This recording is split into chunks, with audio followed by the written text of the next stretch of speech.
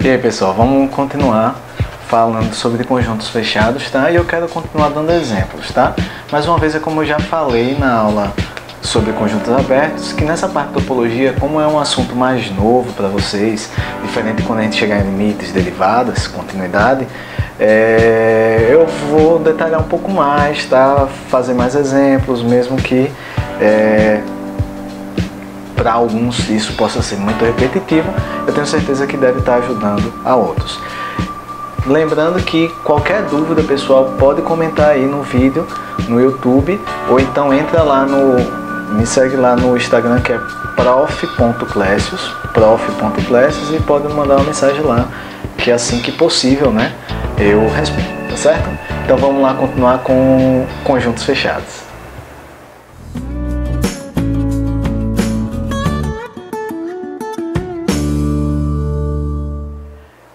Bem pessoal, como eu já falei, a gente vai continuar falando, dando alguns exemplos de conjuntos fechados, tá bom? E aí,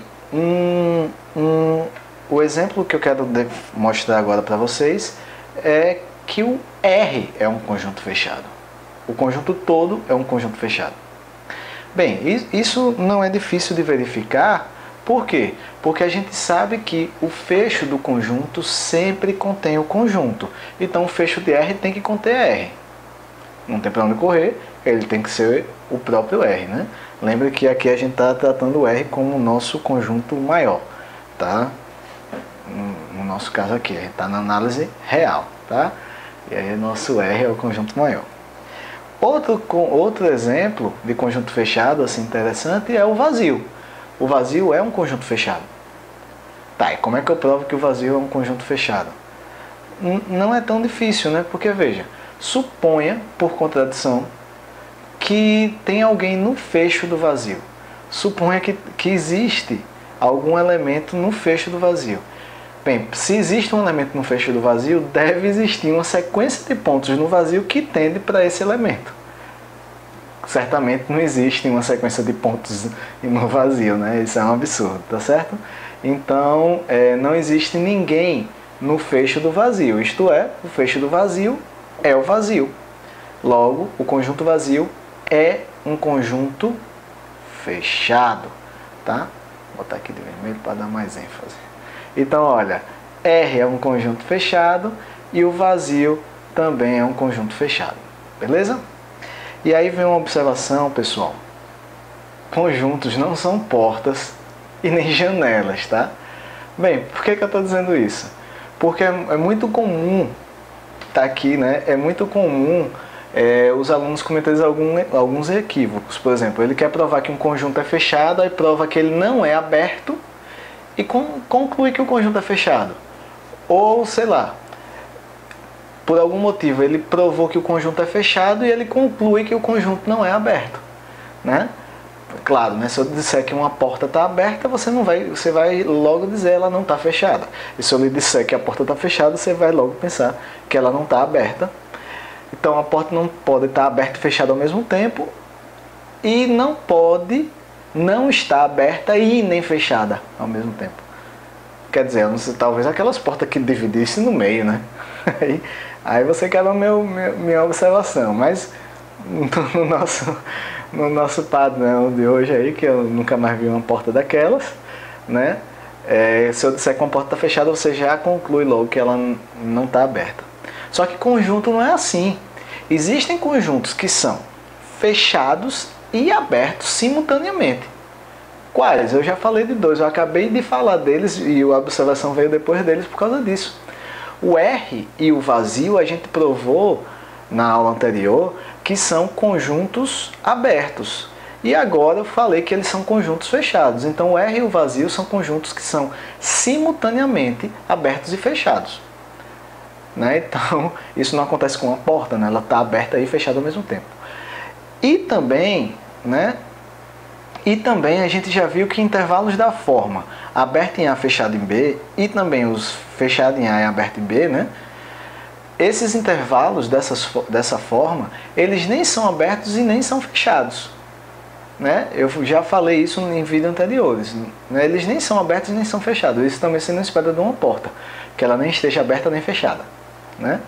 Então, pessoal, não cometa esse erro, não cometa esse equívoco. Se eu quero provar que um conjunto é aberto, eu tenho que provar que ele é aberto. Dizer que ele não é fechado, eu não concluo nada se ele é ou não aberto. Beleza? E dizer que ele é aberto, não concluo nada se ele é ou não fechado, e aí vocês entenderam, tá? Essa observação eu dei ênfase porque é comum esse tipo de erro, tá? Esse tipo de equívoco. Eu deixei como exercício que vocês provem que o fecho do intervalo ilimitado aberto de menos infinito até A é o fechado e que o fecho do intervalo limitado aberto em A até mais infinito é o fechado em A até mais infinito, tá? E também que esses dois conjuntos aqui, né, o intervalo de menos infinito até A fechado em A e o fechado em A até mais infinito são conjuntos fechados, tá certo? Então eu deixei como exercício, não é difícil de demonstrar, tá bom? Outro exercício que eu quero que vocês provem e vai ser útil para a gente definir uma coisa aqui agora, é que se x é um subconjunto de y, eu quero que vocês provem que o fecho de x está contido no fecho de y, tá bom, pessoal? Então, agora tem uma definição que é importante para a gente, tá? É uma definição importante para a gente pelo exemplo que vem daqui a pouco, tá certo? Veja, sejam x e y dois conjuntos onde x está contido em y. Eu digo que x, que é o menorzinho, né, é denso em y se o fecho de x contém o y. Veja, embora o x esteja contido em y, embora o x esteja contido em y, o fecho de x contém o y. Nesse caso eu digo que o x ele é denso em y. Ele pode não ser o y todo, mas eu sei que todo mundo de y é aderente a x. Todo mundo de y está grudado em x. Essa ideia de densidade é porque o x está muito bem espalhado lá dentro do y, digamos assim. Sendo informal, né, pessoal? Olha, então um exemplo bem simples, né? Eu só botei esse exemplo para vocês. Bem, a gente sabe que o fecho do intervalo aberto AB é o intervalo fechado AB. Eu sei que esse intervalo aberto está contido nesse e o fecho dele contém esse. É igual, né? Contém. Então o que é que eu concluo? Que o intervalo aberto AB ele é denso no intervalo fechado AB. Mas esse não é o exemplo mais legal. O exemplo mais legal é esse. Que o conjunto dos números racionais é denso em R. E essa é uma propriedade, geralmente eu enfatizo, os alunos às vezes é até engraçado, porque quando eu falo nisso, às vezes eu estou, né, que é denso em R, né, na super empolgação. É porque que, pessoal, é um conjunto enumerável. R não é enumerável. Ainda assim, que é denso em R. Que está lá de um jeito, meu amigo, né? Que essa propriedade de que ser denso em R equivale àquela propriedade que, dado R$2 quaisquer, tem um que, tem um racional lá no meio, atrapalhando qualquer relacionamento que os R$2 pudessem ter, tá certo? Essa é uma propriedade em tanto. Eu vou gravar um vídeo depois falando sobre algumas implicações da análise na matemática do ensino básico. E essa é uma das propriedades mais massa.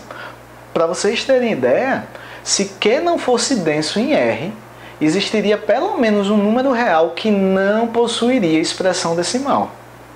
Certo? Se Q não fosse denso em R, vou repetir, se Q não fosse denso em R, existiria pelo menos um número real que não teria expressão decimal. Tá?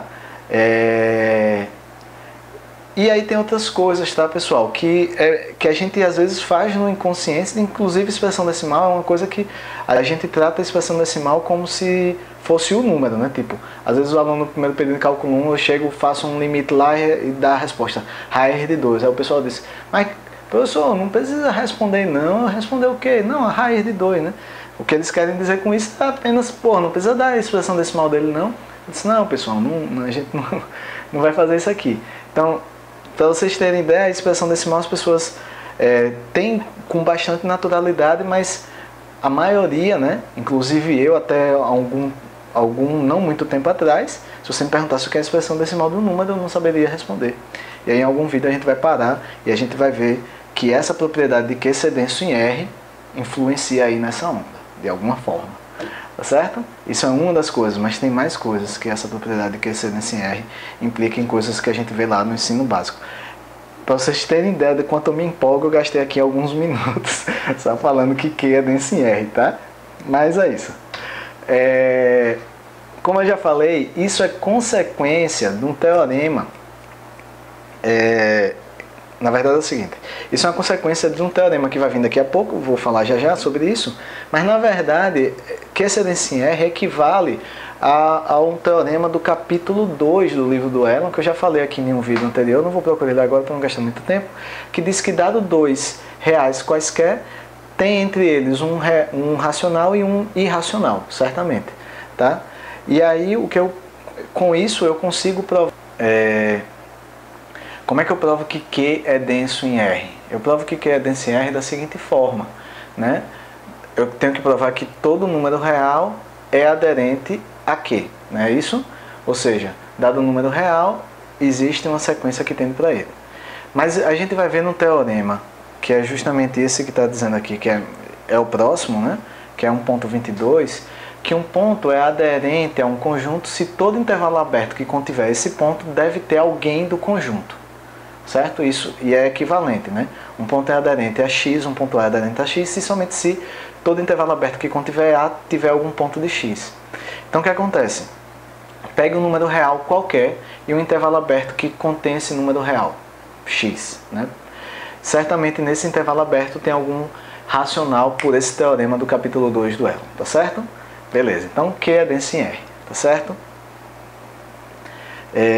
Então vamos lá para o nosso teorema e a gente finaliza essa aula com esse teorema, porque finaliza com essa coisa do Q é denso em R, tá certo, pessoal?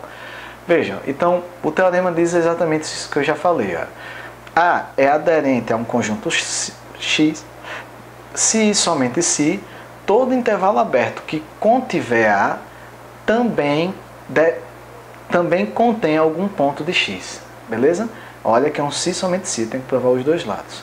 Veja, isso não é tão difícil de provar. Eu vou dar aqui a ideia, tá? Depois a gente prova. Né? Primeiro a ida, depois a volta. Tá? Então, suponha que A, nessa ida aqui, eu vou dividir isso aqui em 2. Tá? Então, suponha que A é aderente ao conjunto X. O que é que eu tenho que provar? Que todo intervalo aberto que contiver A tem que ter alguém de X. Bem, mas olha, isso aqui implica que existe uma sequência Xn pertencente a X, tal que, aqui é só o rascunho, tá, pessoal? Tal que Xn tende para A. Não é verdade? O que é que eu quero provar? Eu quero provar que dado eu quero provar que, olha, se eu pegar um intervalo aberto qualquer intervalo aberto que contiver A, deve ter algum elemento de X aqui dentro. Olha, se esse intervalo, se você pega aqui um intervalo aberto que contém A, certamente A está no interior desse intervalo aberto, porque o intervalo aberto é um conjunto aberto. Isso significa que eu posso considerar aqui, olha, um deltazinho. Vou mudar até de cor. Vou botar azul.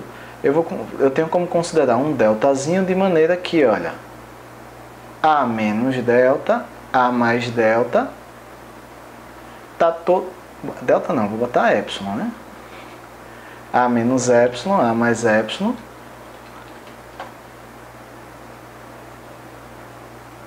Né? Então, se A está nesse intervalo aberto, certamente existe um epsilon de maneira que esse intervalozinho A menos epsilon, A mais epsilon está contido todinho no intervalo aberto. Isso porque se A está no intervalo aberto, o intervalo aberto é um conjunto aberto, então A está no interior do conjunto aberto, então existe esse epsilon. Tá? Então, olha, mas a gente sabe o quê? Que Xn tende para A. Então, o que acontece é que existe um n grande, por Xn convergir para A, existe um n grande natural, tal que todo n maior do que esse n grande implica que Xn está aqui dentro. Então, todo xn com n maior do que esse grande está nesse intervalozinho aqui de a menos epsilon, a mais epsilon, em consequência está dentro desse intervalo maior. Então dá para provar aí que tem pelo menos um elemento de x aí dentro. Aí você pode até pensar, ah, não tem infinitos. Calma aí, porque pode todos os xn serem iguais, inclusive igual ao próprio a, tá bom? Mas ainda assim eu sei que o que é o que eu quero provar, que tem pelo menos um ponto de x aqui dentro desse intervalo maior aqui, que eu botei aqui em preto, tá? Agora, pensando no contrário, pessoal, aqui é só a ideia da demonstração, mas é importante que vocês entendam direitinho a ideia. Pensando no contrário, suponha que todo intervalo aberto que contiver A também contenha algum ponto de x. Eu quero provar que se essa propriedade é verdadeira, então, se essa condição é verdadeira, então A é aderente a x. Ou seja, eu devo construir uma sequência xn em x que tende para A. Como é que eu faço isso? Esse tipo de argumento é bem comum aqui na análise. Como é que eu vou fazer? Olha, todo intervalo aberto que contém A contém alguém de x, beleza? Então tá. Então, olha, se eu pego assim, esse intervalo aberto, A mais 1, aqui, de A menos 1 até A menos 1, até A mais 1, esse intervalo aberto contém A, então certamente tem alguém de x aqui, que eu vou chamar de x1. Mas sabe o que eu faço? Agora eu vou pegar um segundo intervalo aberto, que vai até A mais meio e acabou que o x1 não está nesse de cá, mas poderia tá pessoal? Não importa. Então agora eu pego esse intervalo aqui menor, A menos meio, A mais meio. Ele está contido nesse primeiro e aqui dentro tem que ter um x2 aqui desse intervalo. Aí qual é o próximo passo? Eu pego um terceiro intervalo, A menos um terço, A mais um terço. Tem que conter um x3 lá dentro. E aí essa sequência xn não é difícil de provar que ela tende para A, porque ela está entre A menos 1 sobre n, A mais 1 sobre n. Essas duas, A menos 1 sobre n e A mais 1 sobre n, tendem para A. Tá? Então essa sequência xn tende para A também. Isso é uma propriedade de sequências, né? Se você tem três sequências, né? Uma no meio das duas, né? E essas duas dos extremos tendem para o mesmo ponto, a do meio tem que tender. Isso também está no livro do Elon, no capítulo 3, tá? E aí eu vou provar esse teorema, tá, pessoal? E a gente termina o nosso vídeo aqui, depois a gente continua com a nossa... com o nosso assunto de conjuntos fechados, tá? Então, primeiro a ida, né? Suponha que A é aderente ao conjunto X. O que é que eu tenho que provar? Eu tenho que provar que todo intervalo aberto que contiver A deve conter alguém de x, tá? Sendo A aderente a x, por definição, existe uma sequência xn em x que converge para A. Beleza? Tá. Dado um intervalo aberto qualquer que tem um intervalo i aberto que contém A, eu já sei que deve existir um epsilon positivo, tal que A menos epsilon mais epsilon está nesse intervalo aberto. Por que disso, pessoal? É só você pensar. A está no intervalo aberto I. Esse I é um intervalo aberto, logo é um conjunto aberto. Então A está no interior de I, por definição existe esse epsilon aqui dentro. Certo? Ok.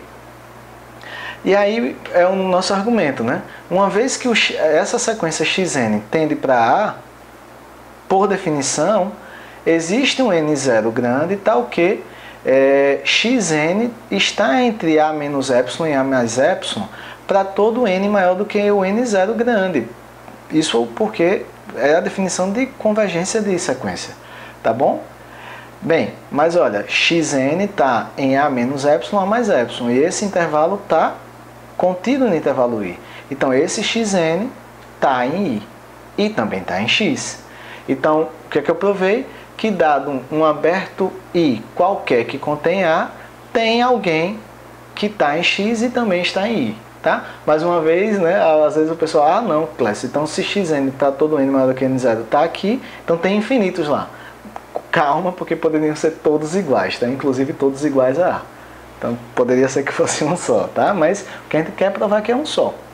Agora a gente vai provar a recíproca, né? O que é que a gente supõe? Suponha que todo intervalo aberto que contém A também contém algum ponto de X. E o que é que eu quero provar? Eu quero provar que esse A é aderente a X, isto é, que existe uma sequência em X que tende para A. E qual é o argumento? A ideia é aquela que eu já falei que se repete muito. Todo intervalo aberto que contém A tem que ter alguém de X. Então eu vou pegar intervalos abertos da forma A menos 1 sobre N, A mais 1 sobre N. Esse intervalo aberto contém A. Então tem que existir alguém em X, que eu vou denotar por Xn. Então esse Xn, ele está em X e está aqui no meio desse intervalo. E aí eu tenho uma sequência que está em X e como cada... Bem, veja, esse Xn aqui, olha, Xn, ele vai ser sempre menor que A mais 1 sobre N, e ele vai ser sempre maior que A menos 1 sobre N. Veja, e ele está em X, né? Isso aqui é importante, ele está em X. Essa sequência aqui vai para A. Essa sequência aqui vai para A. Por uma propriedade de sequências, a sequência do meio também vai para A. Só que não, né? Na verdade, a gente já sabe que esse camarada está em X. Então, o que foi que eu fiz? Eu construí uma sequência que está em X e que tende para A. Portanto, A é aderente a X. Que era isso que eu queria provar. Tá bom, pessoal? Bem, é isso, pessoal. Estou aqui terminando o vídeo sem minha imagem. A câmera esquentou, parou de funcionar. E foi todo um problema. Depois o microfone estava funcionando. E é isso aí, tá? Então a gente vai continuar falando ainda sobre conjuntos fechados e possivelmente mais um ou até 2 vídeos sobre esse tema, tá bom? Então até o próximo vídeo, pessoal.